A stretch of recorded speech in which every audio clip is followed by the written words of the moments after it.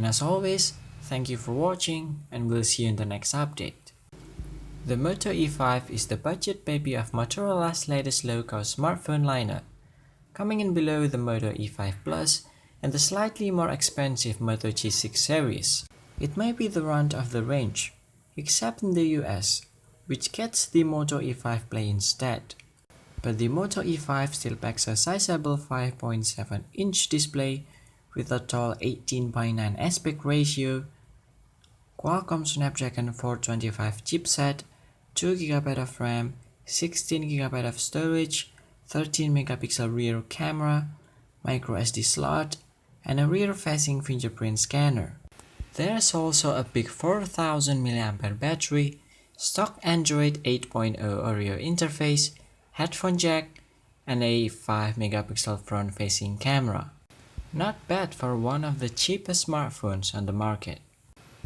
The Moto E5 price is just £119, or around $170 SIM-free, making it a highly affordable handset. In the UK, the E5 release date is set for June, and the handset will be available from a number of retailers, including Carphone Warehouse, Vodafone, Amazon, and Argos. We're still waiting to find out which other region the Moto E5 will also launch in, and we'll update this hands-on review as soon as we know.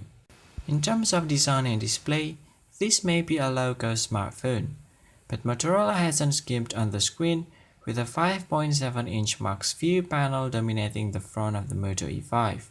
There is a bit of bezel above the screen for housing the earpiece, selfie cameras, and sensor, and also below the screen, which just has the Motorola logo on it. But dimensions are kept at a palatable 154.4 by 72.2 by 8.95mm. It means it is possible to hold and operate the Moto E5 in one hand, with the curved rear helping it sit a little more comfortably in the hand. On the back there's a slight camera bulge above the circular Motorola logo, and that emblem actually doubles as an easy-to-hit fingerprint scanner. The power lock keys on the right side of the E5 fall nicely under the thumb or finger, while the base of the phone boasts a micro USB port, and up top you'll find a headphone jack. Moving our attention back to the screen, and Motorola has opted for the taller 18:9 aspect ratio display size for all its new E and G series handsets. This gives you more space when scrolling social feeds and a better viewing experience when held landscape. While the Moto E5 has big screen, its resolution is just 720p HD rather than Full HD. And that means it doesn't shine when compared to the new Moto G6 range. It's also LCD panel, which means it doesn't quite have the same pop as OLED displays. But it's still a good enough offering considering the phone's price tag.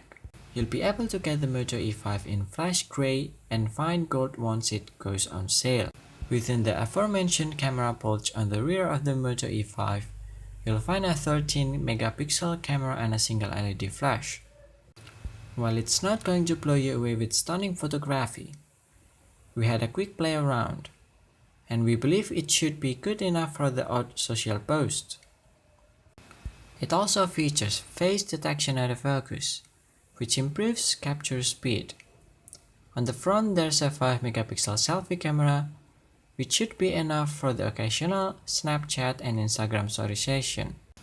Inside the Moto E5 there's a big 4000 mAh battery, which Motorola claims will give you a full day use from a single charge. The battery also supports fast charging, and you get a 10-watt fast charger in the box to help you top up in flash. Under the hood, the Moto E5 runs the entry-level Snapdragon 425 chipset, alongside 2GB of RAM. While this is enough to run the stock Android 8.0 Oreo interface, it's not going to set any benchmark or speed records. Most games from Play Store should run on the E5, but more intensive titles will likely suffer from long load times and poorer graphics. You get 16GB of internal storage, but this day that can fill up pretty quickly. Luckily, the Moto E5 also comes with a microSD slot allowing you to build on the internal space with cards up to 128GB in size.